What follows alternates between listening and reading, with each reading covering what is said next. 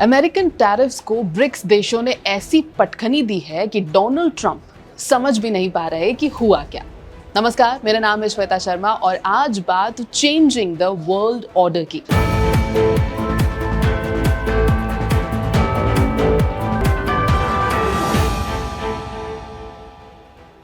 BRICS देशों पर पश्चिमी देशों के दबाव और ट्रंप प्रशासन की बढ़ती टैरिफ नीति ने एक नया ऐतिहासिक मोड़ ला दिया है। ब्रिक्स के सदस्य राष्ट्र एकजुट होकर टैरिफ के खिलाफ साझा मोर्चा बना रहे हैं और इसमें भारत ने अग्रणी भूमिका निभाई है। पिछले कुछ महीनों में अमेरिकी राष्ट्रपति डोनाल्ड ट्रंप ने ब्रिक्स देशों पर सख्त टैरिफ लगाए हैं। भारत और ब्राजील पर 50% तक की दरें, दक्षिण अफ्रीका पर 30% और भारत के रूस से आयात होने वाले तेल पर अतिरिक्त 25% टैक्स लगा दिया है। ये टैरिफ न सिर्फ व्यापार बल्कि राजनीतिक दबाव के रूप में सामने आए, जिसका मुख्य उद्देश्य ब्रिक्स को कमजोर करना था। मगर इससे ठीक उलट अब ब्रिक्स देशों में राजनीतिक और आर्थिक समन्वय पहले से कहीं ज्यादा मजबूत हो गया है।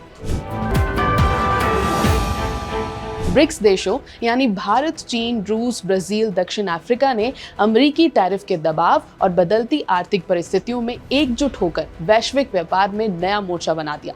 सदस्य देशों ने अपने व्यापारिक सहयोग को और गहरा किया, क्रॉस बॉर्डर लेन देन आसान बनाया और अपने बाजारों को अमेरिकी दबाव से बचाने के लिए स्वतंत्र रणनीति अपनाई। साल 2024 में भारत के साथ अमेरिका का ट्रेड डेफिसिट 45.8 बिलियन डॉलर्स तक पहुंच गया, जो दोनों देशों के बीच बढ़ते व्यापारिक संबंधों का प्रतीक है। इंडिया के लगातार बढ़ रहे एक्सपोर्ट्स की वजह से अमेरिका को अपने घाटे की चिंता होने लगी और टैरिफ बढ़ाने की कोशिशें की गई। लेकिन हुआ क्या? पिछले 5 वर्षों में भारत और रूस के बीच व्यापार 700% तक बढ़ गया। खास तौर पर ऊर्जा, रक्षा उत्पादों और कृषि वस्तुओं के इंपोर्ट एक्सपोर्ट में भारी इजाफा हुआ। भारतीय निजी कंपनियां भी अब रूस में फूड, फार्मा और आईटी सेक्टर में निवेश करती दिख रही हैं और अभी ये बिजनेस और बढ़ने वाला है। चीन और ब्राजील ने पिछले 2 सालों में बड़े पैमाने पर सोयाबीन व्यापार समझौते किए, जिससे अमेरिकी किसानों का बाजार प्रभावित हुआ। ब्राजील से चीन को सोयाबीन का निर्यात रिकॉर्ड संख्या में बढ़ रहा है, जिससे अमेरिकी किसानों को प्राइसेस और डिमांड में नुकसान उठाना पड़ा। भारतीय ऑटो निर्माता टाटा मोटर्स ने 6 साल बाद दक्षिण अफ्रीका के यात्री वाहन बाजार में कदम रखते हुए 4 नए मॉडल यानी हैरियर, कर्व, पंच और टियागो लॉन्च कर दिए। कंपनी अब 40 डीलरशिप के साथ काम कर रही है, जिसे 2026 तक 60 डीलरशिप तक बढ़ाने का लक्ष्य है। टाटा मोटर्स की ये वापसी न सिर्फ भारतीय ऑटो इंडस्ट्री की वैश्विक मौजूदगी को मजबूत करेगी, बल्कि स्थानीय अर्थव्यवस्था और रोजगार सृजन में योगदान देगी।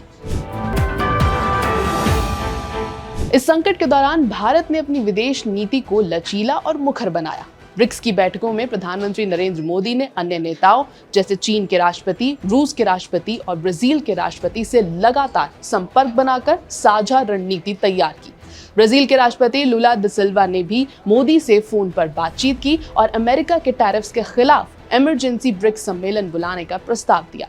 भारत की कोशिश रही कि साझा बयान जारी हो, जिसमें टैरिफ को बाजार और लोकतंत्र के खिलाफ बताया जाए और अमेरिका को ये हिंट दिया जाए कि नई वैश्विक व्यवस्था बहुपक्षीय सहयोग पर केंद्रित है।